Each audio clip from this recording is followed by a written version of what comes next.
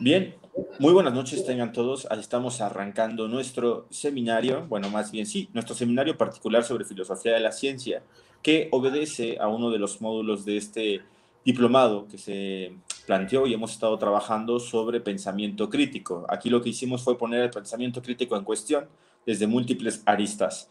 Hoy vamos a trabajar entonces a otra vez, retomar esta quinta sesión, quinto capítulo ya es, digamos, el penúltimo sobre filosofía de la ciencia y me parece que vamos a hablar de cuestiones, a ver, sumamente interesantes. Entonces, doctor Slyman, ¿cómo está? Buenas noches, bienvenido.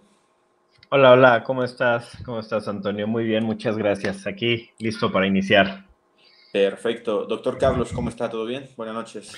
¿Qué tal? Buenas noches, ¿cómo están todos? Pues aquí listos igual, vamos a empezar cuando digas. Bueno, recuerden que pueden hacer acá todos sus comentarios, sus preguntas, pues acá las plantean, las vamos escuchando y además eso ayuda mucho a incentivar el diálogo. Así que les agradeceríamos bastante que la puedan ir haciendo por esta parte de los comentarios y todo esto. Vamos a dar un tiempo muy breve para compartir. En realidad nada más es una cortinilla, son 20 segundos. Entonces en este espacio les pedimos que nos echen la mano, compartir ahí, comentar. Y pues vamos a iniciar. Nada más vamos a hacer nuestra cortinilla corta, esta de 20 segundos, y ya empezamos de lleno con la sesión. Entonces, sin más, vamos a nuestros patrocinadores, que en realidad no tenemos ninguno, pero bueno, suena bien. Así que vamos a darle.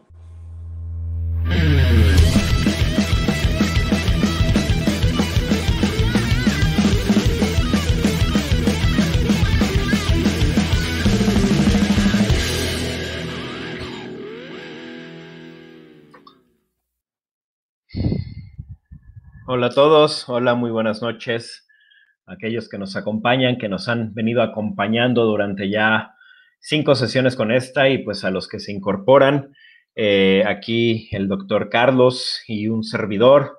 Estamos listos para dar inicio y seguir con estas reflexiones sobre filosofía de la ciencia.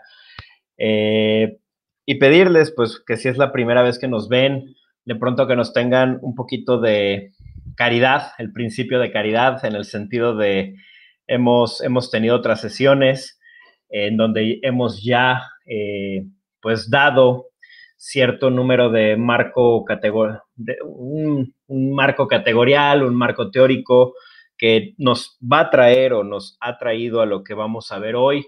No nos lo estamos sacando de la chistera, entonces de pronto si hay dudas también existe la posibilidad pues de que vean los videos en YouTube, los videos del Ateneo, para que ahí estemos al corriente y ya si de plano nosotros estamos obviando algo, pues también ahí nos pueden hacer comentarios y hacerlo patente, pero si no, pues por favor les pedimos de la manera más atenta puedan checar esos videos si les interesa y si no, pues iniciamos con el tema de hoy, Carlos, que va a ser la dialéctica de la realidad, crítica, saber, interpretación, verdad y lo real. ¿Cómo estás?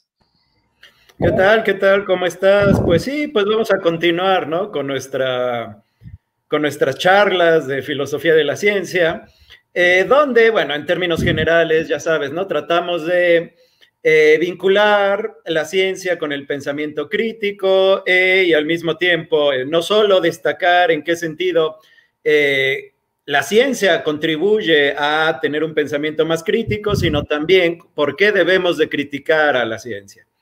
Y entonces, como decías, bueno, esto ya es nuestra quinta sesión, que esto qué quiere decir, que ya hemos desarrollado algunos temas y ya hemos planteado algunos conceptos o algunas categorías para poder pensar estas cuestiones.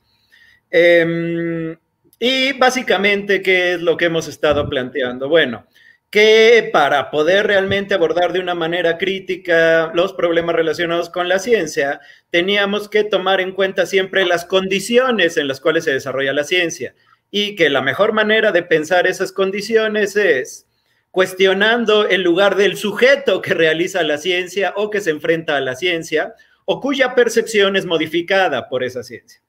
Y al mismo tiempo, claro, cuando planteamos el problema del sujeto, tenemos que plantear también el tema de su historia. Y con ello, pues a qué llegamos? A que los sujetos no simplemente hacen ciencia, sino que la ciencia de cada época responde a diversas condiciones. Ahí referíamos, si recuerdas, a Thomas Kuhn y su famoso libro de las estructuras de las revoluciones científicas, de donde aprovechamos para retomar el concepto de paradigma. Y entonces nos valimos de ello para hacer un cuestionamiento acerca del desarrollo histórico de la ciencia, particularmente de la ciencia moderna, ¿no? ¿Por qué? Porque considerábamos que era un paradigma particularmente importante y de hecho hegemónico y dominante en la actualidad. Pero también al mismo tiempo lo que destacábamos es que estamos en un momento histórico que nos permite cuestionar ese paradigma e inclusive llegar a generar conciencia acerca no solo de sus límites, sino incluso de una posible crisis. De esa forma de racionalidad que tiene a su base un modo de hacer ciencia, propio del periodo histórico moderno. Ahora bien, hasta ahí más o menos llegamos y lo discutíamos, ¿no? Discutíamos esto de los problemas de los límites de la ciencia, en qué sentido es que la ciencia puede ser pertinente para pensar la realidad, en qué sentido se vuelve impertinente, ¿no? Eso también era muy importante. Y bueno, para hoy quisiera entonces, ya que nuestra penúltima sesión, que ya estamos a punto, ¿no?, de finalizar nuestras charlas, me gustaría no dejar pasar la oportunidad de plantear el tema que mencionaste, acerca de qué. Ya que hemos discutido la necesidad de cuestionar a la ciencia, creo que ahora hemos de discutir a partir de dónde podemos cuestionar a la ciencia y qué tipo de herramienta teórica, incluso metodológica, tendríamos que desarrollar para cuestionarla. Y la propuesta es pensar en una dialéctica. Es decir, no es nada nuevo, ¿no? Es decir, tenemos dialéctica desde el inicio de la filosofía con Platón, que tiene como fin precisamente desarrollar una herramienta intelectual que nos permita acercarnos críticamente a las distintas realidades, particularmente en este caso, la de la ciencia. Entonces, vamos a ver. ¿Por qué una dialéctica? ¿Y qué vamos a entender aquí por dialéctica? A ver, quisiera aquí referir a Carl Sagan. Todos recuerdan a Carl Sagan, el gran comunicador de la ciencia, este gran pionero de la difusión científica, ¿no? En alguna entrevista, Carl Sagan decía, a ver, por un lado, ciertamente, la labor de los científicos, pues es una labor muy especializada y pareciera que solo le incumbe al científico. Pero por otro lado, eso no es cierto. Decía Carl Sagan, hay algo que a todo mundo le incumbe de la ciencia, no solo a los especialistas en la ciencia. ¿Por qué? Y decía, porque vivimos en un mundo que tiene a su base, es decir, que fue construido con base en la ciencia y el desarrollo tecnológico. Por lo tanto, una persona no puede vivir en ese mundo con plena conciencia de dónde está parado si al mismo tiempo no entiende de dónde fue creado, a partir de qué tipo de principios y herramientas surge. Entonces decía Carl Sagan, por ejemplo, es un problema muy serio que las decisiones políticas las tomen personas que no tiene ningún tipo de conciencia respecto al lugar que juega la ciencia en la constitución de nuestro mundo. ¿Por qué? Porque supuestamente son nuestros líderes, ¿no? Es decir, son quienes son responsables de tomar las decisiones fundamentales de nuestra organización, del orden en el cual vivimos, pero al mismo tiempo no son plenamente conscientes de la necesidad de utilizar la ciencia como base fundamental de ese ordenamiento. Entonces dice Carl Sagan, bueno, ahí hay un problema importante. Y por otro lado, también está el tema de que nos conviene introducir los procesos de pensamiento que participan en la ciencia. ¿Para qué? Para poder hacerlos parte de nuestra vida cotidiana. Procesos como cuáles, por ejemplo, como el aprender a dudar, el aprender a no aceptar por hecho algo hasta que tengamos ciertas pruebas y además hayamos desarrollado un proceso demostrativo satisfactorio.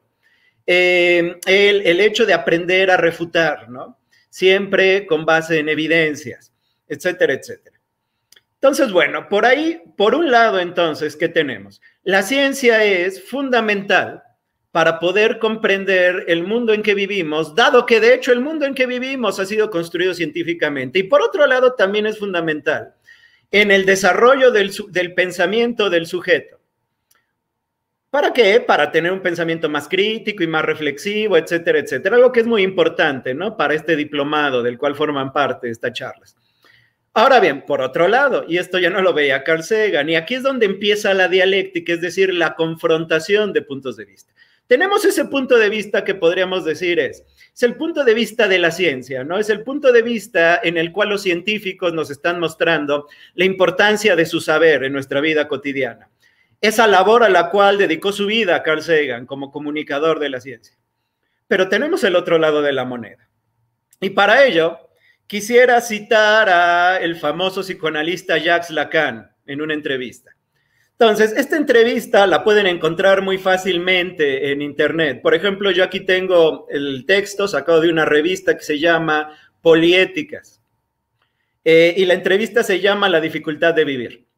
A ver, entonces, Jacques Lacan empieza describiendo lo que él considera como los fines del psicoanálisis, es decir, ¿para qué sirve el psicoanálisis? Y a partir de ello va a empezar a realizar una especie de crítica a la ciencia. La leo entonces y les pido que pongan atención a lo que dice Lacan.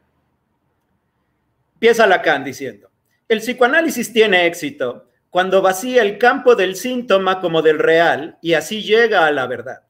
Y le preguntan, ¿podría explicarme ese concepto de manera menos lacaniana? Dice Lacan, yo llamo síntoma a todo aquello que viene del real. Y el real es todo aquello que no anda, que no funciona. Eso que hace obstáculo a la vida del hombre y a la afirmación de su personalidad. El real vuelve siempre al mismo lugar. Se le encuentra siempre allí con las mismas manifestaciones. Los científicos disponen de una bella fórmula, que no hay nada de imposible en el real. Hace falta ser un cara dura para hacer afirmaciones de ese género. O bien, como yo lo sospecho, una ignorancia total acerca de lo que se hace y lo que se dice. El real y el imposible son antitéticos, no pueden estar juntos. El análisis empuja al sujeto hacia el imposible. Le sugiere considerar el mundo como es verdaderamente, es decir, imaginario y sin ningún sentido. Mientras que el real, como pájaro voraz, no hace otra cosa que nutrirse de cosas sensatas, de acciones que tienen sentido. Se escucha siempre repetir que hay que darle un sentido a esto o aquello, a sus propios pensamientos, a sus propias aspiraciones, a los deseos, al sexo, a la vida. Pero de la vida no sabemos nada de nada. ¿Cómo se sofocan los científicos por explicar? Mi miedo es por culpa de ellos. Mi miedo es que por culpa de ellos, el real, cosa monstruosa que no existe, termine tomando la delantera. La ciencia está en tren de sustituir a la religión con otro tanto de despotismo, de oscuridad y de oscurantismo. Hay un dios átomo, un dios espacio, etc. Si la ciencia o la religión lo logran, el psicoanálisis está acabado. Y le preguntan finalmente, ¿qué relación guardan entre sí hoy día la ciencia y el psicoanálisis? Lacan responde, para mí, la única ciencia verdadera sería, la única ciencia verdaderamente seria para seguir es la ciencia ficción. La otra, aquella que es oficial, tiene sus altares en los laboratorios, avanza a tientas hacia locas y comienza a tener miedo de su sombra. Pareciera que a los científicos también les llegó el momento de angustia. En sus laboratorios asépticos, revestidos de sus guardapolvos almidonados, esos viejos niños que juegan con cosas desconocidas, manipulando aparatos siempre más complicados e inventando fórmulas siempre más oscuras, comienzan a preguntarse qué es lo que podrá sobrevenir mañana y qué terminarán aportando sus investigaciones siempre novedosas. En fin, digo, ¿y si es demasiado tarde? Se llamen biólogos, físicos, químicos, para mí están locos. Solamente por el momento, mientras están en vías de destruir el universo, les viene al espíritu preguntarse si por azar eso que hacen no sería peligroso. ¿Y si todo saltara? ¿Y si las bacterias tan amorosamente elevadas en los blancos laboratorios se transmutasen en enemigos mortales? ¿Y si el mundo fuera barrido por una horda de bacterias con todo lo medroso que lo habita, comenzando por los científicos de los laboratorios? Hay tres posiciones imposibles dichas por Freud: gobernar, educar y psicoanalizar. Agregaré una cuarta: la ciencia, tan cerca como las demás, los científicos no saben que están en una posición insostenible. A ver, entonces, aquí lo que nos tendríamos que preguntar es, exactamente, ¿desde dónde está hablando de la ciencia Lacan? Evidentemente no desde la ciencia, es decir, ¿qué es lo que trata de hacer Lacan? Trata de hablar de la ciencia desde una posición que él llama analítica, ¿no? Es decir, desde esa posición del psicoanálisis, ¿no? O de la que intenta él asumir como psicoanalista. No en tanto que él esté desarrollando un saber, sino en tanto que él está tratando de estructurar aquello en lo que se pretende sostener el saber, es decir, la ciencia. Y claro, ¿cuál es el punto de esa crítica? Pues como escuchamos al final, ¿no? Ayudar a generar conciencia o a mostrar, en el fondo, la posición insostenible del saber. Dicho de otra manera, y este es un problema muy importante, ¿no? Es muy serio. Los científicos, como veíamos en el caso de Carl Sagan, se esfuerzan ¿por qué? Se esfuerzan por mostrar el sentido de la ciencia. Se esfuerzan por mostrar que hay un vínculo directo y deseable entre la ciencia y nuestra realidad, entre la realidad en que vivimos y aquello que la ciencia se encarga de inventar o de descubrir, e inclusive de aquello que se encarga de desarrollar como parte de nuestro mundo. Y entonces, claro, comunicadores como Carl Sagan, que hacen una labor ciertamente muy meritoria, pues ¿qué terminan haciendo? Terminan vendiéndonos una imagen con mucho sentido de la ciencia. ¿Tratando de qué? Tratando de sostenerla ante nuestra vista, ante nuestro juicio. ¿Cuál es el punto de Lacan, sin embargo? Que es como engañarse. ¿Ok? Es decir, que de alguna manera, a ver, no es que la ciencia no desarrolle algo, pero por otro lado, claro, ¿qué es lo que nos hace ver Lacan? Quizá los científicos, por el afán de generar sentido de su labor, simplemente no son lo suficientemente analíticos, no son lo suficientemente críticos de su posición como sujetos para reconocer ¿qué? Para reconocer la incertidumbre sobre la cual están parados y en relación a la cual laboran. Y creo que aquí tenemos un tema muy importante, ¿no? Sin demeritar la ciencia y sus incuestionables aportaciones, al mismo tiempo tendríamos que poner en cuestión al saber, ¿no? Y poner en cuestión cualquier idea como de base o sustento o de sentido que pueda tener, ¿no? Y precisamente reconocer como Lacan que aquella realidad en la que se desarrolla, de hecho, la ciencia, es una realidad, como nos ayuda a ver el psicoanálisis, imaginaria y sin ningún sentido. Y la ciencia debería también de involucrarse en esa realidad imaginaria y sin sentido con toda crudeza. ¿Para qué? A ver, no para demeritarlo, sino todo lo contrario, ¿no? Para generar más conciencia acerca de su lugar. Bueno, este sería un primer acercamiento que me gustaría ir desarrollando con más detenimiento y, por supuesto, pues en gran parte me interesaba citar a Lacan por ser el gran provocador que es, ¿no? Y no me gustaría dejar de destacar también este otro punto, que la importancia, por ejemplo, que le da Lacan a que no tanto a la ciencia real, sino a la ciencia ficción, ¿no? O dicho de otra manera, si realmente el sujeto tiene un sostén, suele decir Lacan, ese sostén está directamente vinculado ¿con qué? Con la ficción y no tanto con la ciencia. Y también aquí la ciencia debería de empezar a generar una confrontación más crítica consigo misma a partir de qué? A partir del andamiaje ficticio sobre el cual pretende sostenerse y sobre el cual pretendemos sostenernos todos como sujetos. Fíjate que hoy estaba grabando un video que saldrá el día de mañana en el canal que yo tengo se llama Los Filósofos Malditos. Es un proyecto con el maestro Diego Merino, también maestro en filosofía. Y todo esto que estás diciendo me recordó que él comentaba sobre un texto de Ligotti que se llama La conspiración contra la raza humana. En este texto, Tomás Ligotti habla de Peter Wetzel-Zapfe, un filósofo noruego, pesimista, antinatalista, bastante conocido en esos círculos, y ahí se habla de la Terror Management Theory, ¿no? La teoría del manejo del terror. Terror Management Theory. Y básicamente la cuestión está en que el ser humano, o sea, la propuesta original de Zapfe es que el ser humano desarrolló una conciencia que desbordó, por llamarlo así, ciertos límites naturales, que llevó al hombre a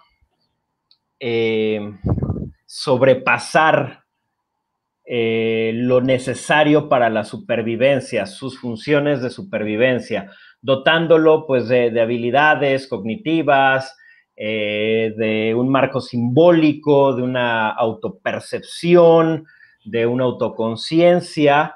Y en esta cuestión, por ejemplo, se nos presenta el deseo de vivir, Eros, un poquito también en este lenguaje psicoanalítico, Eros versus Tánatos, ¿no? La típica tensión, donde tenemos el deseo de vivir, pero a la vez le tenemos un gran temor o terror a la muerte. Y Zapfe Ligotti en este caso, leyendo a Zapfe, lo que hace es decir que este miedo es una de nuestras motivaciones para construir estructuras defensivas, estructuras que nos permitan escapar a este terror. Hablábamos la otra vez de la religión. Él les llama estructuras de corte simbólico o literal que nos permitan garantizar nuestra supervivencia. A la vez pasada hablábamos un poco de lo sagrado, de la religión, pero en este caso me parece que hay una conexión, no sé si tú lo veas así con esto que planteas de Lacan, en tanto que la ciencia para Ligotti, para Zapfe, o al menos esta lectura que Ligotti hace de Zapfe, la ciencia se nos muestra como un intento de basificar, de solventar, de construir sobre algo, pues, sobre un real que no nos permite asirlo, ¿no? Sobre esto que es lo real, que es aquello que no, bueno, alguna interpretación, sabemos que de pronto estos términos lacanianos como los heideggerianos, por algo a los heideggerianos les encanta Lacan y viceversa, esto real que no permite ser simbolizado y que construimos marcos simbólicos como las lenguas, la moral, las costumbres, las ideas en general, para poder descifrarlo y que encuentre una cierta relevancia, un cierto sentido para, insisto, solventar nuestras vidas. Y es ahí donde la ciencia tendría que ser más crítica de su propia estructura, de sus propios constructos que se basan en un imaginario que trata de asirse a una cierta expectativa, a una cierta esperanza de supervivencia, de vida, de dotar de sentido a lo que hacemos. Entonces, si este es el diagnóstico un poco, si ves esta relación entre lo que dice Ligotti, Zapfe, Lacan, como la ciencia, como que la ciencia es la nueva forma de racionalidad que nos permite intentar dotar de sentido a algo que no lo tiene, pero que en este esfuerzo de la ciencia y de la gente que tanto adora la ciencia por asirla, por tenerla como algo, como un constructor de sentidos, termina a veces, vamos, y en este lenguaje marxista que también hemos utilizado, termina muchas veces por fetichizarse y no entender sus propios, como decía, constructos imaginarios, vamos a ponerlo así, sus propios spookies, en palabras de Max Stirner, ¿no? Sus propias fantasmagorías. Sí, sin duda, sin duda. Creo que estamos en la misma línea, ¿no? Y estamos reconociendo precisamente los mismos elementos, ¿no? Que claro, que el psicoanálisis precisamente puede mostrar, porque de lo que se encarga es de tratar de desarrollar de manera formal aquellos distintos elementos que le dan forma a la subjetividad, ¿no? Y entonces, claro, cómo con ello también nos ayuda a entender cómo a partir de que el sujeto se ha construido toda una serie de referencias para enfrentar su realidad, cómo termina después confundiendo esa realidad, ¿no? Con todo ese constructo que lo constituye como sujeto. Y entonces ahí, claro, hay un proceso, hay una confusión, ¿no? Una confusión entre qué y qué, entre lo que él mismo pone, ¿no? Y lo que supuestamente está ahí independientemente de él. Y es ahí, me parece, donde evidentemente tiene que entrar este proceso crítico de la dialéctica, ¿no? Que sería precisamente la dialéctica. Este ejercicio de reflexión sobre el sujeto para precisamente poder distinguir qué es lo que él pone y qué es aquello que de alguna manera podríamos referir como lo real, sin dotarlo de un sentido que no le es propio, ¿no? Creo que esto sería muy importante. Ahora bien, respecto a lo que decías, ¿no? Del enorme peligro que hay en nuestra época, tratar de hacernos de una especie de estructura religiosa a través de la ciencia, lo cual equivaldría, creo que como bien dices, a un proceso de fetichización.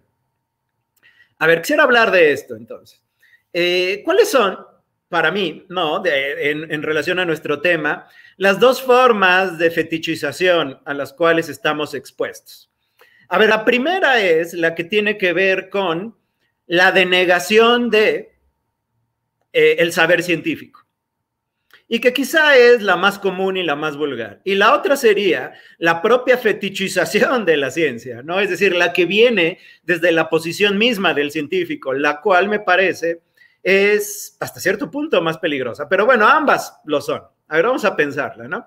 Digamos, la más común es la que tiene que ver con nosotros como individuos en nuestra vida cotidiana respecto al saber científico. Digamos, un típico ejemplo muy actual que, por ejemplo, desarrolla constantemente este filósofo también psicoanalista, Zizek, es el de pensar, por ejemplo, la ecología. Es decir, ¿cómo es que las personas comúnmente piensan los problemas ecológicos a nivel planetario? Pues no pueden pensarlos, y no pueden pensarlos, ¿por qué? No porque no tengan la capacidad intelectual, sino porque rebasa el marco de su vida cotidiana.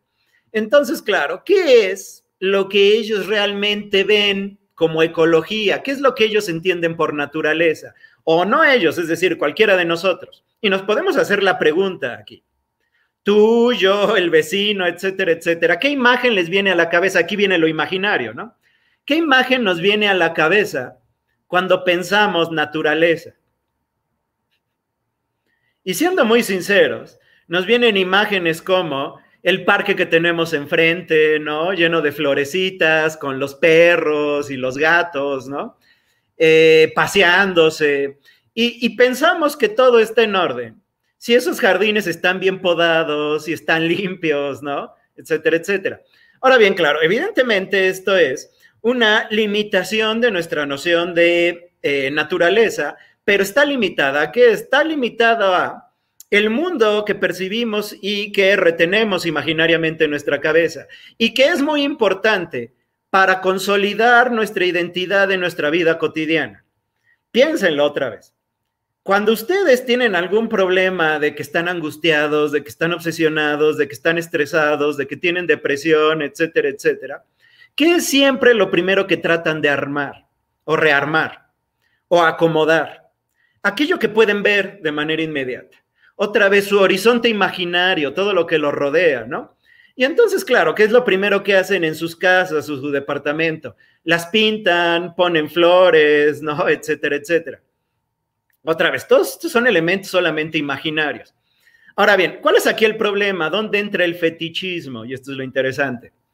Eso es normal, ¿no? Todo el mundo lo hace, pero el problema entra cuando nos tenemos que enfrentar al problema real de la ecología, ¿no? Es decir, lo que está pasando en el planeta.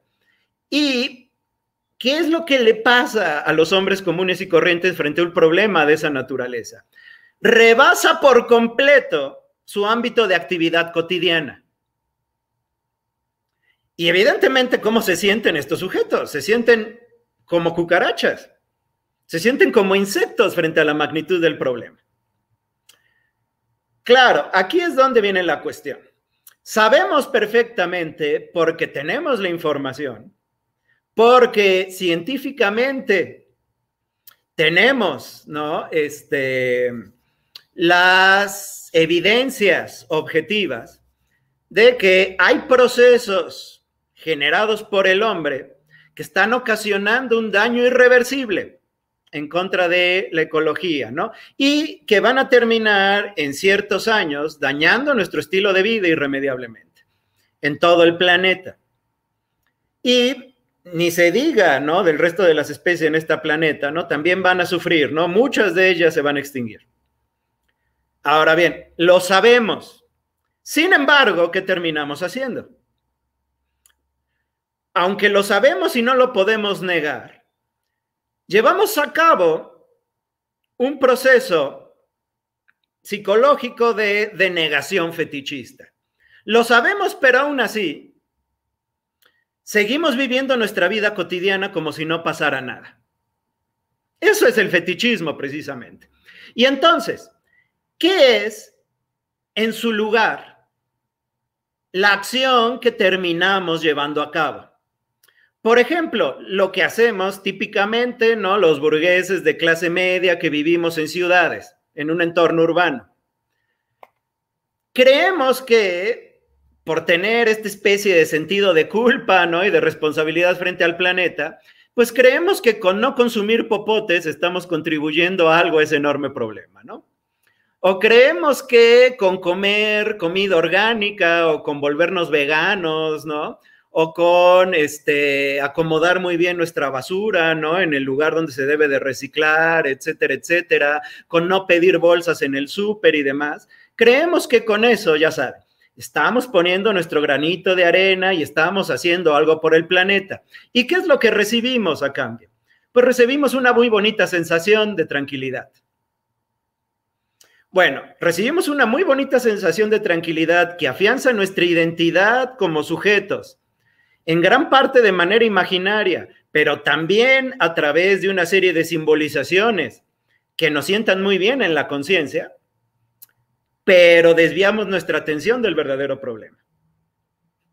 Y entonces el verdadero problema que los científicos, y ahí es donde entra la ciencia, ¿no? Que los científicos nos han mostrado con toda claridad que permanece y ante el cual no estamos haciendo nada, ahí sigue.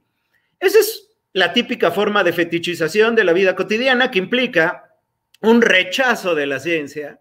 ¿En favor de qué? En favor de nuestra identidad cotidiana, ¿no? Es decir, encerrarnos en nuestra pequeña burbuja imaginaria y simbólica en la cual nos sentimos muy bien. Pero por otro lado, está el otro tipo de fetichismo del cual está hablando aquí Lacan, ¿no? Que es ¿cuál precisamente? A ver, que corre el peligro de convertir a la ciencia en una especie de religión. Y para ello, pues claro, me gustaría referir a que, por ejemplo, a esto que a varios científicos y comunicadores de la ciencia les gusta pensar acerca de sí mismos. Ante la típica pregunta de, ¿cree usted en Dios o qué piensa usted de Dios? ¿Qué suelen contestar algunos científicos? Por ejemplo, es famosa la respuesta de Einstein. Yo creo en el Dios de Spinoza, decía Einstein. O, por ejemplo, ¿no? Más recientemente, otro comunicador muy ilustre de la ciencia de nuestra actualidad, como es Michio Kaku, suele también decir eso, ¿no? Cada que sale, ¿no? Y está reflexionando acerca de estas cuestiones, insisto, personas, científicos muy ordenados, ¿no? Ciertamente saben argumentar y plantear sus ideas, también plantea lo mismo. Yo creo en el Dios de Spinoza, es el Dios en el que creo, porque es el Dios que más se ajusta a mi manera de concebir la ciencia. Pero entonces aquí viene el problema. ¿Qué es ese Dios de Spinoza? Si alguien ha leído la obra de Spinoza, que por cierto les recomiendo, ¿no? Muy interesante, Vean, por ejemplo, vayan a la ética, ¿no? La ética entendida en un sentido geométrico o desarrollada bajo un método geométrico. Ahí Spinoza nos habla de Dios entendido de manera inmanente, es una especie de panteísmo, el cual está planteando Spinoza. Dios como la única sustancia y nosotros simple y sencillamente como modos de la sustancia. Claro, en este sentido, básicamente, ¿qué te están diciendo estos científicos? Ellos creen que están investigando a Dios. Es decir, si hay algún sentido de divinidad para estos hombres, esto está directamente vinculado a su labor de investigación. Y esto, aunque interesante, sobre todo en términos ideológicos, es particularmente engañoso. Porque ¿cómo funciona? Funciona en términos subjetivos, más o menos como lo que nos explica Lacan. Termina funcionando como una legitimación, casi sacralización de la ciencia. Y entonces, claro, ante cualquier desarrollo científico que en principio pueda estar poniendo en entredicho los límites de la vida humana, de nuestro modo de vida e incluso de nuestra naturaleza, ¿qué es lo que siempre puede responder la ciencia? Que está en una especie de misión sagrada por ampliar los límites del conocimiento que nos acercan hacia lo auténticamente divino. Y evidentemente, aquí, ¿qué es lo que sucede? Tenemos otro tipo de fetichización. Un tipo de fetichización en el cual no es que el científico no pueda en el fondo sospechar lo absurdo y sin sentido que es también su labor, como la vida de cada uno de nosotros. Y sin embargo, prefiere no pensar eso. Prefiere no pensar eso. ¿Por qué? Porque como en el caso del chico que vive en una ciudad que quiere hacer algo por la naturaleza y para ello deja de consumir popotes, porque se siente mejor, pues claro, también el científico que termina siendo. Al científico también le interesa sentirse cómodo, sentirse seguro, sentir que está sostenido en relación a su labor, que tiene algún sentido lo que hace. Me recuerda también esto, bueno, he de platicar una anécdota rapidísima. Yo cuando tenía como 22, 23 años me compré una de estas bicimotos eléctricas, ¿no? Porque según yo con eso estaba ayudando al planeta. Y un día llegué a una fiesta y un señor, me acuerdo, no lo conocía, pero ahí lo conocí, me dijo que era ingeniero y me dice, tú sabes que para fabricar la batería con la que mueves tu bicicleta, bicimoto eléctrica, se necesita casi la misma cantidad de recursos que la gasolina. O sea, estás contaminando casi igual que lo que contaminarías con una motocicleta normal, con el uso de la gasolina en una motocicleta normal. Digo, no sé qué tan exacto era, pero me hace recordar eso. Y también pues este documental que sacó Michael Moore, ¿no? Por muy criticado que sea, a veces muy pop, que Planet of the Humans, en donde se hace una crítica de las energías renovables. Por cierto, hola Juan Luis, ¿cómo estás? Me da mucho gusto verte por aquí. Gracias por seguirnos. Juan Luis fue alumno mío en el seminario en San Felipe de Jesús, ahí en el seminario de Tula. Y por cierto, hace rato leía un comentario de alguien que decía que esto parecía de Sergio Sepúlveda o Carlos Vallarta, en fin. Los invitamos a dialogar con nosotros, a hacer preguntas, comentarios, lo que quieran. Entre más sentido tengan y mejor argumentados, pues estaría más interesante, ¿no? O sea, digo, si nos van a decir que parecemos Carlos Vallarta o Sergio Sepúlveda, pues muchas gracias, igualmente. Entonces, te estaba diciendo esto de cómo con las energías renovables pretendemos nuevamente asir, pretendemos sostenernos en esta visión de, mira, la ciencia sí nos está ayudando. Hace muchos años, yo en mi mente que se empezaba a formar de mi mente pesimista, le decía a un amigo, oye, ¿tú de verdad crees que el progreso sea infinito? ¿Hasta dónde vamos a llegar? qué estamos haciendo con todo esto de la ciencia y qué va a pasar con tantas cuestiones como la pobreza, como la energía atómica, etcétera, etcétera. Y me decía, no, sí, pues la ciencia en algún momento nos va a mostrar algún tipo de camino. Y es esta fe ciega en la ciencia, ¿no?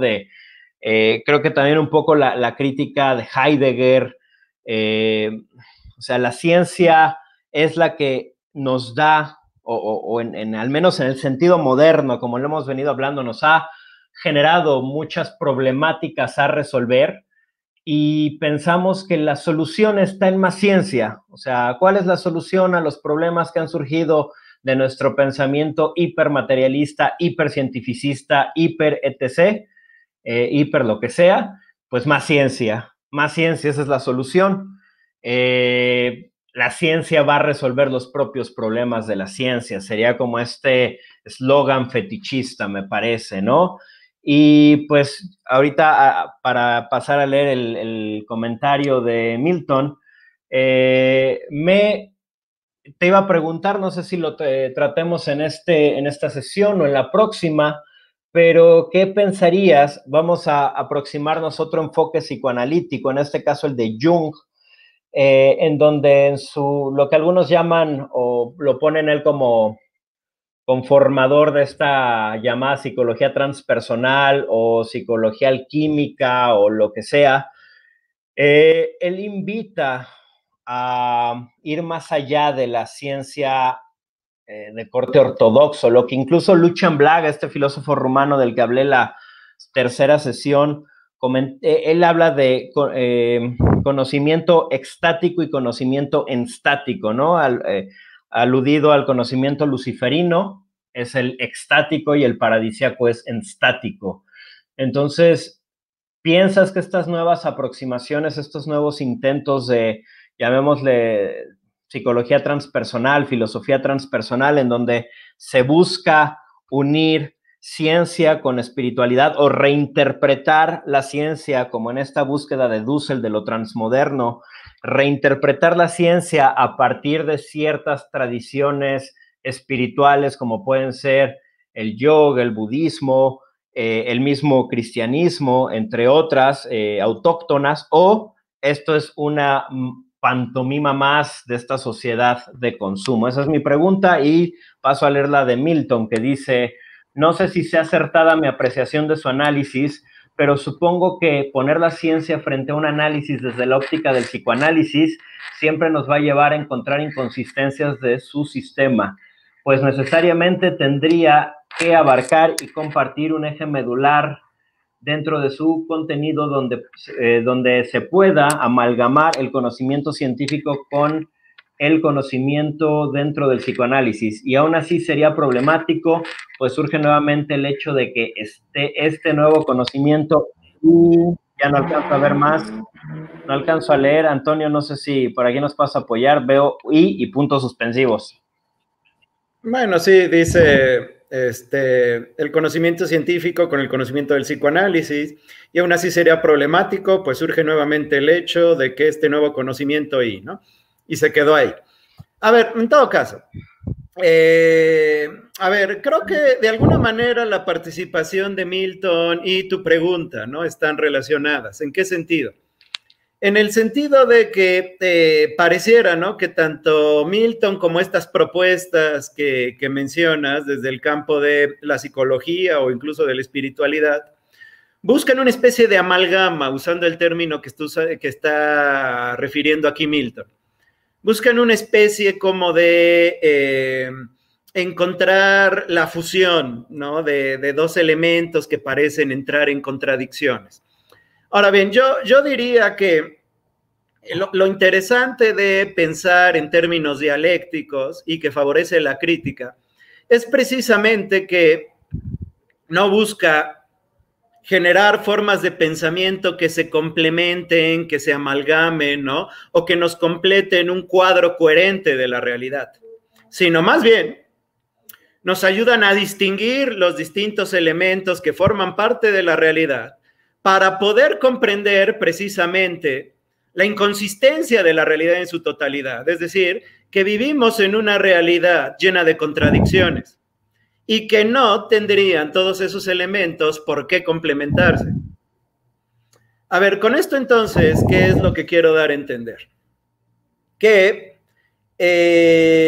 a ver, no me parece que esté mal y más o menos como lo dijiste, ¿no? ¿Será esto, no, una insensatez, no, propia también de nuestros tiempos? A ver, no me parece eso. Es decir, creo que es importante buscar el sentido en nuestra vida, ¿no? Creo que es importante todo aquello que de manera simbólica le ayude al sujeto a tratar de enfrentar la realidad con algún sentido, ¿no? ¿Para qué? Para no enfrentarse a un horizonte nihilista, sin duda alguna, porque eso es muy duro y quizá es insoportable.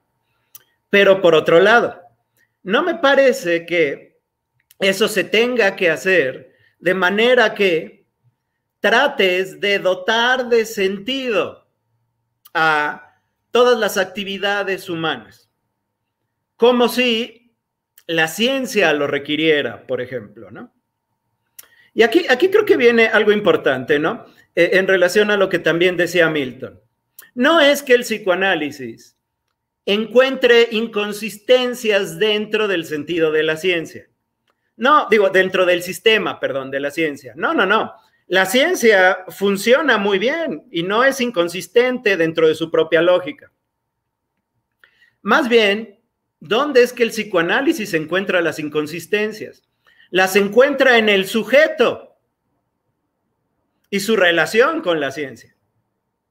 Y creo que esto es lo importante aquí, ¿no? Que el sujeto sea más consciente acerca de sus propias inconsistencias, es decir, acerca de sus propias contradicciones.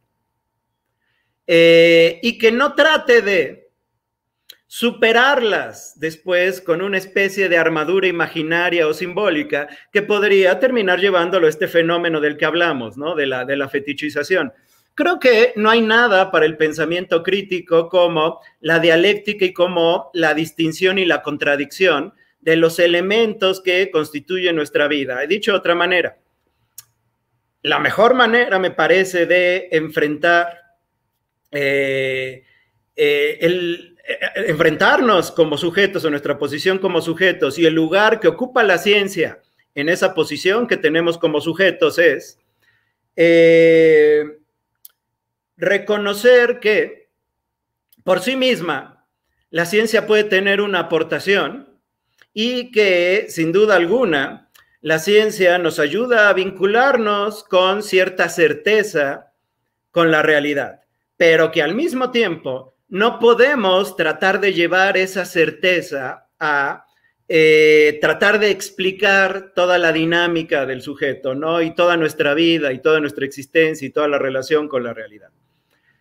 Distinguir esos aspectos y cómo después están a veces condenados a entrar en contradicción, me parece que favorece una apreciación más crítica de las cosas. A ver, tengo aquí el comentario completo de Milton que dice, y aún así sería problemático, pues surge nuevamente el hecho de que este nuevo conocimiento ya no es propiamente ciencia ni propiamente psicoanálisis. No solo pasa en este tema, pasa cuando intentas dar una explicación de la filosofía desde la ciencia o viceversa, con todos los temas con los que intentamos hacer estas fusiones de saberes y conocimientos. Cualquier síntesis intenta resolver dos problemas que comparten similitudes, arroja más cuestiones de las que resuelve.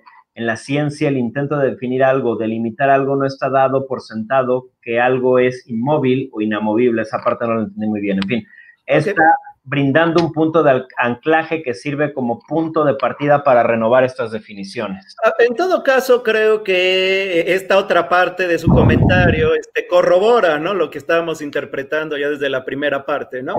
Que Milton ya se daba cuenta, ¿no?, de entrada, de que tratar de lograr una especie de síntesis que le ayude a dar sentido como una totalidad a todas las distintas facetas de nuestra existencia, a lo único que va a llevar es una nueva complicación, ¿no?, que va a crear más problemas de los que resuelve. Y creo que tiene razón, es decir, que no se trata de hacer síntesis o amalgama, sino más bien se trata de tener una herramienta de distinción y de identificación de las contradicciones que le dan forma a nuestra existencia, sin tratar de darle sentido o tratar de superarlas en una especie de sentido superior. De hecho, fíjate que, bueno, lo primero que yo le puedo añadir al comentario de Milton, a mí me parece que con los estudios pues transdisciplinarios o interdisciplinarios no se pierde, al contrario, analizar a la filosofía desde la ciencia o viceversa, analizar a la filosofía desde el psicoanálisis, ¿no? De hecho, por ahí tenía un profesor que decía, sería bastante interesante, creo que por ahí sí hay un texto, pero un profesor nos decía, sería muy interesante hacer una historia de la filosofía desde el psicoanálisis, es decir, desde el análisis de la psique de sus principales exponentes, no nada más las ideas, sino de dónde pudieron venir, por qué surgieron esas ideas, por qué Aristóteles o Schopenhauer, por qué Schopenhauer odia a las mujeres, tendrá que ver algo con problemas no resueltos con su mamá, en fin. Me parece que este tipo de análisis transversales son bastante productivos en algún punto, pueden llegar a ser, sí, infértiles en otros, como bien dirías, Milton, pero no se pierde nada con de pronto jugar. Y en un segundo momento, Carlos, no sé si también aquí nos estaríamos aproximando a una cierta idea, porque tal vez Milton y muchos de nuestros oyentes, cuando escuchan la palabra dialéctica, piensan inmediatamente en Heráclito, quizá algunos, pero principalmente, quizá la dialéctica platónica, como decía, socrático-platónica, pero principalmente en Hegel, ¿no? En esta dialéctica que se ha resumido en esta fórmula que no es necesariamente que Hegel haya planteado así de tesis, antítesis y síntesis, sino esto es un poco posterior, esta interpretación, pero que finalmente sí termina en una especie de síntesis, al menos en nuestro imaginario sobre la dialéctica hegeliana sí se ha construido. Y justo como dijiste, en el imaginario, es decir, creo que eso es lo que tenemos que tener mucho cuidado, ¿no? Tener cuidado con nuestro imaginario, porque nuestro imaginario suele jugarnos bromas pesadas, ¿no? Es decir, suele hacernos creer que algo es real, cuando en el fondo solo lo vemos como real porque así lo queremos ver, ¿no? Porque así nos gusta verlo. Entonces, por ejemplo, ¿no? En relación a lo que bien decías de Hegel, ¿no? Cuando uno está pensando en la dialéctica, muchas veces se nos suele imponer la idea de que lo que quiere Hegel es crear una especie de sistema holístico, donde todos los elementos de la realidad coincidan en un mutuo de reconocimiento, los cuales nos va a llevar a una especie de equilibrio, ¿no? Y a mí me parece que nada está más alejado de la idea de Hegel, ¿no? De hecho, Hegel llega a decir que en tiempos de paz no hay historia. Dicho de otra manera, el motor de la historia es la guerra. Dicho de otra manera, es el conflicto, las contradicciones, todos aquellos elementos que simple y sencillamente no encuentran una especie de equilibrio o estabilización. ¿Por qué? Porque no hay un sentido previo, ¿no? Porque cualquier noción de sentido siempre es retrospectiva y en gran parte solo se aplica ¿a qué? A lo pasado, pero no al horizonte a futuro. Ay, perdón. Sí, por eso yo iba a plantear que quizá nos estamos acercando a también un poco a la interpretación de Adorno con la dialéctica negativa, es decir, una tensión de opuestos en donde no hay una síntesis. Quizá yo lo entiendo en Adorno mucho desde su punto de vista estético, ¿no?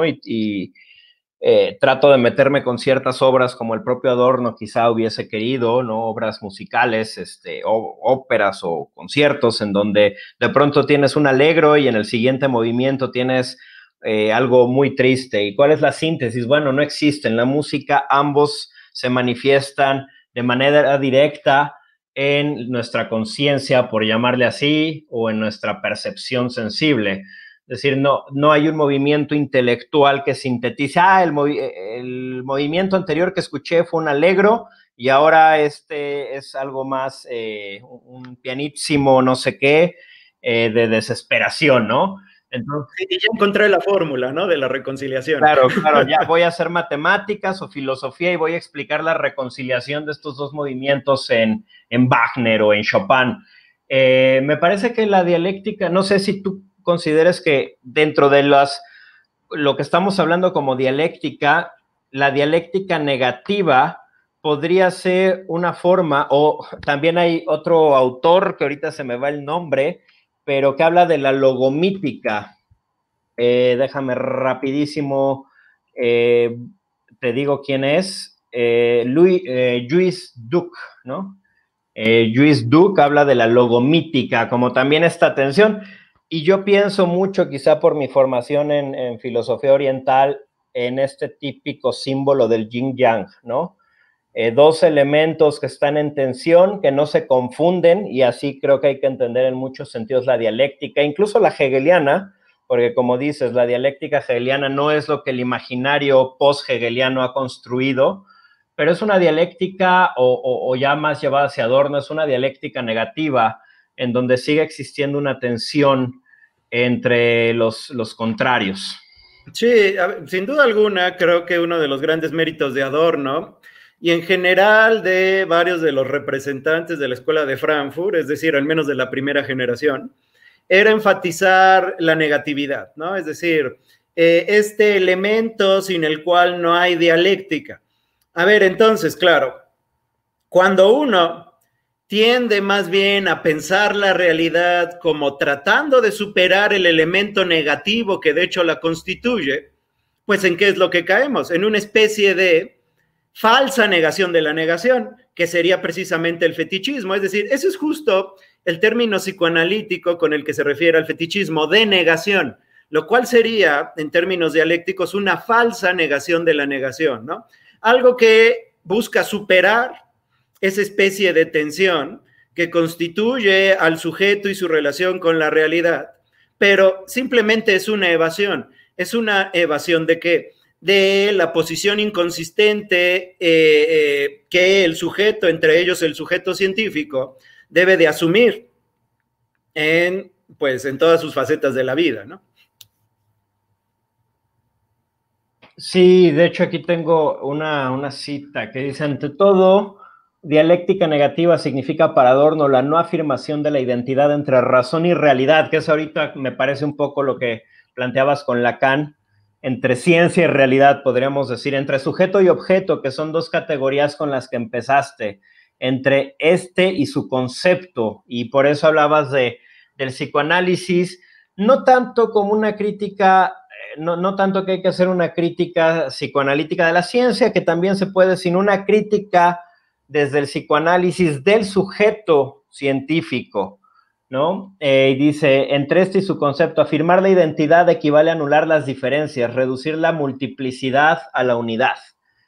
Entonces eso nos dice un poco Adorno, y aquí Papito Frito nos dice, nuestro imaginario precede a la ciencia. Foucault, en la arqueología del saber, explica que el saber es insostenible, puesto que para que algo se sepa, la mayoría de un grupo debe estar de acuerdo. ¿Eso invalida la realidad del individuo? Bueno, a ver, son como varias cuestiones. A ver, estoy de acuerdo en que Foucault, por ejemplo, con su arqueología, ¿no? Este enfoque para estudiar históricamente el desarrollo del saber, sin tratar de hacer una historia del saber, sino por eso le llama arqueología, ¿no? Como estudiar esa especie de objetos que podemos encontrar en los archivos, ¿no? Que constituyen lo que Foucault llama epistemes o algo así como pequeñas islas de coherencia, ¿no? Dentro de la fragmentación o la dispersión de los saberes. Me parece que en efecto Foucault aportó mucho con su estudio arqueológico precisamente a la comprensión de la inconsistencia del saber y en gran parte del carácter imaginario de las llamadas comunidades científicas y del sujeto mismo que pretende sostener a la ciencia, que en gran parte es una construcción simbólica que les ayuda a quienes están involucrados en esas comunidades a darse un sentido y una identidad, lo cual no quiere decir que su ciencia por sí misma lo pueda lograr. Entonces sí, Foucault creo que estudiar su obra contribuye mucho, ¿no?, a esta crítica de la que estamos hablando. Ahora bien, lo que dices es, esta actitud de la comunidad científica, ¿no?, de tratar de dotarse de una especie de identidad como grupo y tratar de validarla en relación a sus desarrollos cognitivos, invalida la realidad del individuo, pues no sabría decirlo exactamente. Quizá desde la perspectiva de Foucault, en efecto, ¿no?, eso puede poner en duda el lugar del individuo, ¿no? Aunque yo tendría mis dudas ahí, porque si algo caracteriza en general la ideología contemporánea, ¿no?, las formas de legitimación de las principales instituciones contemporáneas, siempre implican una especie de celebración del individuo. Entonces yo ahí también me mantendría un poco en guardia en no tratar de elevar al individuo a una especie de instancia de autenticidad y de pureza. Ahí fíjate, no tanto porque yo crea que es así o no, yo nada más pondré aquí como un elemento de ecuación para resolver esta pregunta, la filosofía de Max Stirner.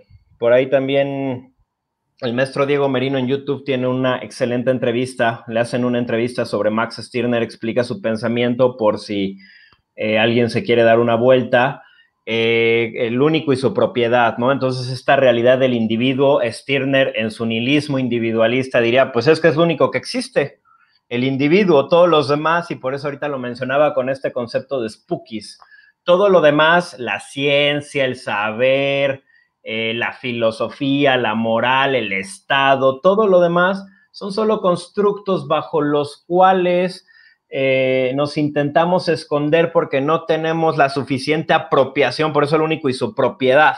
Hay que apropiarnos de nosotros y dejar de estar hablando, por ejemplo, inclusive en tu comentario, sin ser esto una crítica, dices, nuestro imaginario precede la ciencia. Foucault en la arqueología del saber explica, bueno, ¿y qué importa lo que explique Foucault?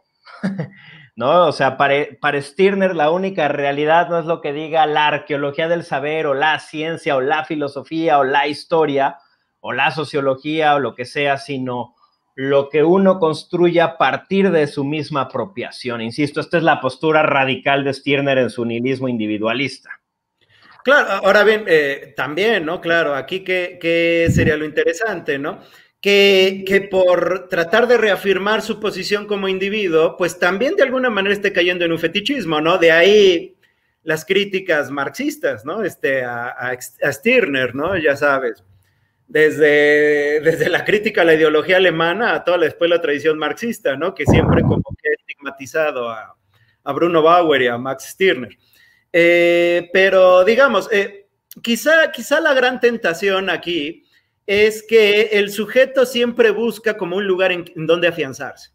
Y otra vez, creo que no se le debe de condenar por eso, es decir, creo que todos como sujetos siempre necesitamos puntos de apoyo, pero el peligro está en pensar que esos puntos de apoyo son como reales en sí y no reconocer, y aquí sí utilizando, ¿no?, la dialéctica hegeliana, que son solo puntos de apoyo para sí o para nosotros.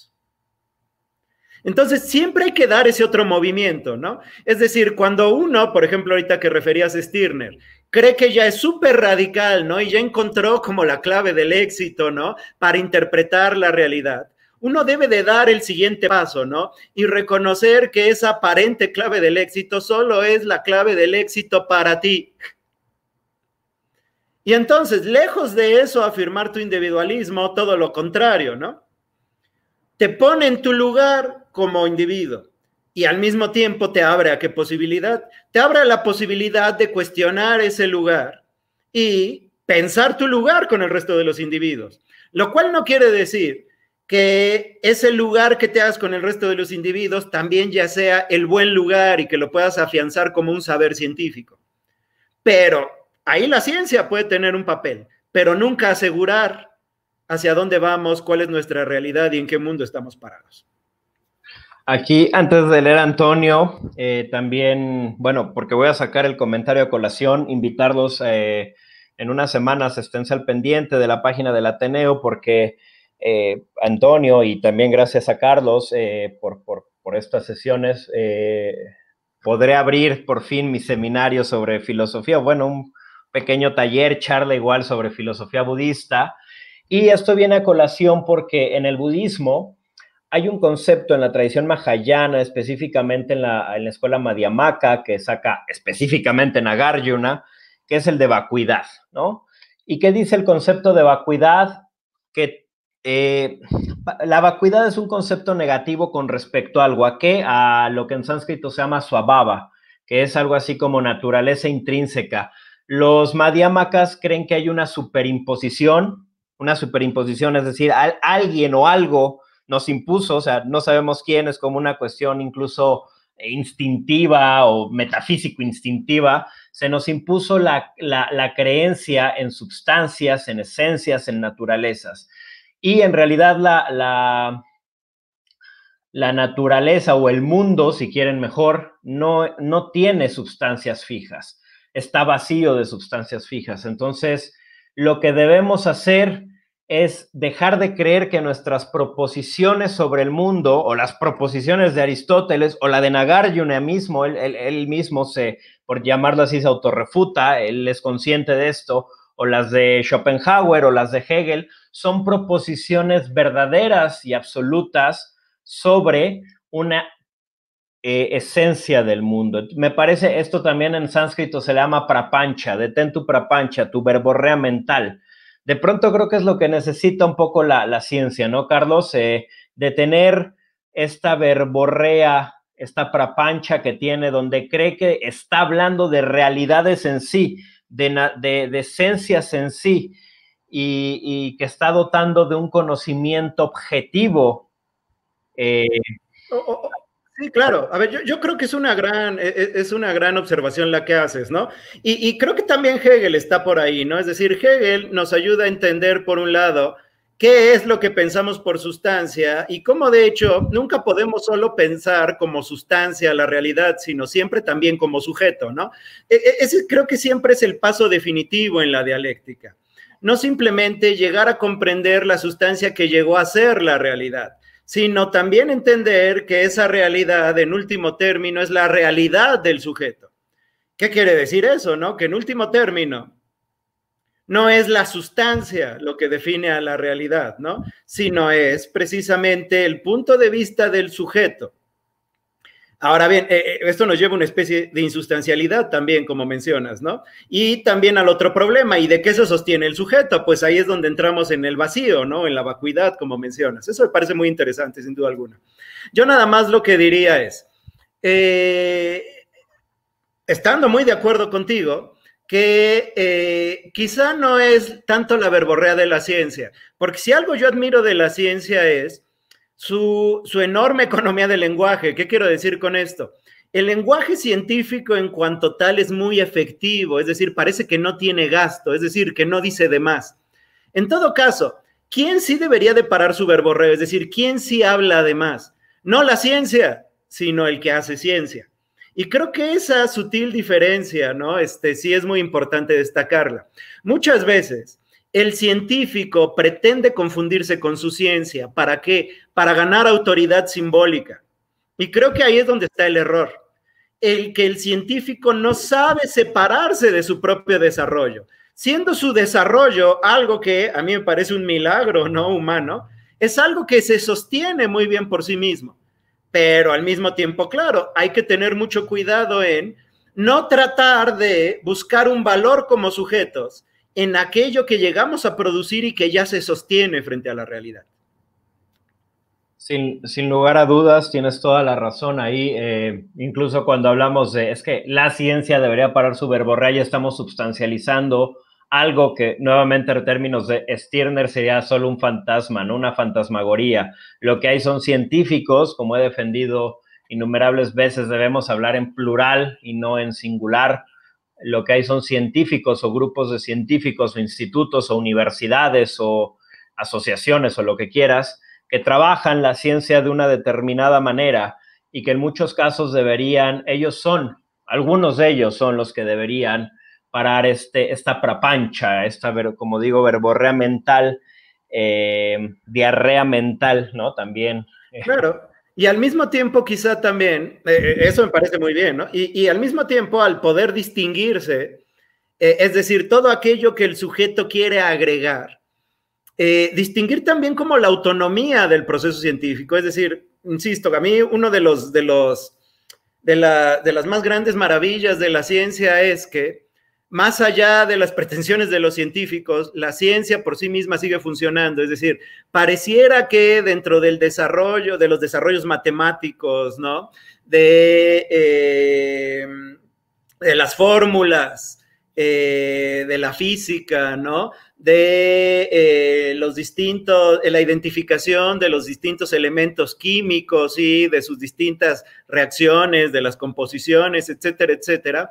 Todo ello presenta un grado de autonomía notable respecto incluso de la misma persona que los descubre y de las mismas personas que lo utilizan. Creo que ahí es donde podemos apreciar en toda su maravilla, ¿no? Y su integridad, la noción de objetividad. Es decir, de algo que al menos podemos contemplar como objetivo, incluso si el sujeto que los creó y que trata de promoverlos, ¿no? Y que trata de ganar una autoridad respecto a ellos, no es coherente o consistente con su propio descubrimiento. A ver, aquí hay una pregunta de Antonio que dice, entonces, ¿la ciencia actual sobre el conocimiento del hombre tendría que aceptar este absurdo ficcionario de la realidad y seguir con ello? ¿O algo como, esto es, pero es muy posible que no lo sea? ¿Lo más honesto es el error? A ver, yo lo que diría es, quienes debemos de aceptar la ficcionalidad, ¿no? Somos nosotros como sujetos. Otra vez, creo que la ciencia yo en estricto sentido no la enmarcaría dentro de la ficción. Pero claro, es decir, nosotros necesitamos de esas ficciones. Entonces, deberíamos de aceptar como el absurdo de nuestro mundo de ficción y dejar de tratar de encontrar un sentido en la ciencia. Yo diría, sí, lo cual no quiere decir que no busques un sentido en tu vida. Pero, otra vez, creo que el gran problema tiene que ver con tratar de asegurarnos ese sentido por medios científicos. Creo que ahí es donde entra precisamente ya el error y los problemas de fetichización de lo que hemos hablado. Y entonces sí, creo que respecto a la segunda parte de tu comentario, a tu segunda pregunta, que deberíamos de tener una mayor apertura, no solo al error, sino yo más bien diría a la inconsistencia de nuestra existencia como sujetos. Es decir, deberíamos de estar mucho más abiertos a aceptarnos como seres inconsistentes. Lo cual no quiere decir que la ciencia sea inconsistente, ojo. Insisto, creo que una de las grandes maravillas del saber científico es que en cada una de sus realizaciones logra una enorme consistencia. Una consistencia que, sin embargo, me parece que no vamos a ver reflejada en nuestra propia identidad como sujetos. Por mi parte, una última pregunta, Carlos. ¿Crees que parte de este proceso de superación, por llamarlo así, de la ciencia moderna, de la racionalidad moderna, ligada, por supuesto, en nuestro caso, a la ciencia, podría llevar a una superación, como ya lo habíamos visto en la primera sesión con Antoine Boix, con Lucian Blaga en la tercera, una superación de la dualidad? Bueno, en el caso de Blaga todavía está muy patente, pero hay algunos resquicios, indicios. Una superación de la dualidad sujeto-objeto sería importante para poder superar el marco interpretativo y de acción de la ciencia. A ver, yo lo que diría es que la distinción sujeto-objeto posibilita precisamente esta dialéctica, ¿no? Que nos permite asumir una posición más crítica como sujetos frente a nuestros objetos, precisamente. Y reconocerle su consistencia, lo cual precisamente ha posibilitado el desarrollo científico y al mismo tiempo también reconocer nuestra inconsistencia como sujetos, que es más o menos de lo que hablábamos, ¿no? Esta clase. Ahora bien, ¿podría darse una superación de este marco? Quizá, es decir, yo no lo sé. No lo sé por qué, porque solo se podría saber si de hecho es superado históricamente, ¿no? Y eso es un proceso civilizatorio. Y yo no quisiera aquí ponerme en la posición de quien predice el futuro o de profeta, ¿no? Por otro lado, nada más yo diría que hay que tener mucho cuidado con esa especie de deseo de superación y hacernos una crítica y pensar, ¿por qué deseamos superar algo? Y en gran parte, cómo esa especie de anhelo o deseo de superación puede funcionar muchas veces como un deseo de evasión de la realidad, otra vez llevándonos a estas especies de fetichizaciones, ¿no? Donde encumbramos una representación de la realidad, como si, en efecto, ¿no? Nos fuera asegurada científicamente, ¿no? Como si fuera evidente. Cuando en el fondo, simple y sencillamente, es aquello que ponemos como sujetos porque lo necesitamos como un sostén simbólico para soportar nuestra existencia y para, otra vez, soportar nuestras incoherencias, inconsistencias, contradicciones.